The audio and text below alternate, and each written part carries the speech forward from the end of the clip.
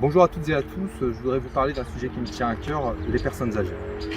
En 2030, l'INSEE considère que les personnes âgées de plus de 75 ans représenteront 13,4% de la population totale du Finistère. Autrement dit, elles constituent un enjeu fondamental pour le département.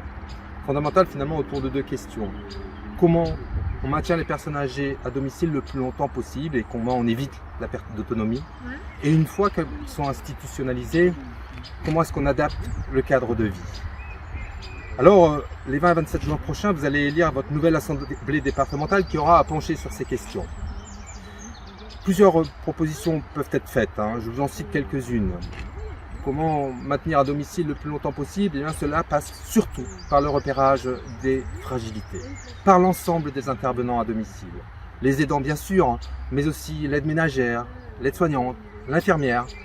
Il existe aujourd'hui des applications sur smartphone qui permettent, grâce à une grille de lecture, de remonter l'information et ainsi assurer une meilleure coordination et donc une meilleure prise en charge des personnes âgées.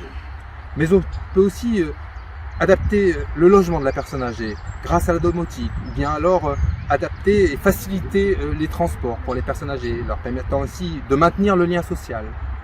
Et puis, une fois que la maladie prend le dessus et qu'il s'agit pour la personne âgée de déménager de son logement pour investir un nouveau logement, eh bien on peut imaginer la création de villages seniors.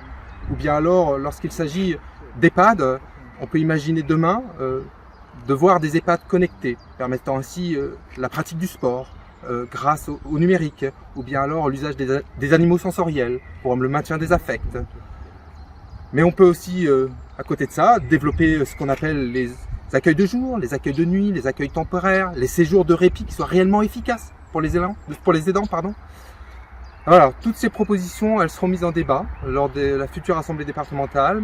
Aujourd'hui, une seule liste se détache finalement dans ces propositions et apparaît comme étant plus innovante, inspirant le renouveau en politique. C'est la liste Finistère d'avenir et je vous invite à voter pour elle les 20 et 27 juin prochains.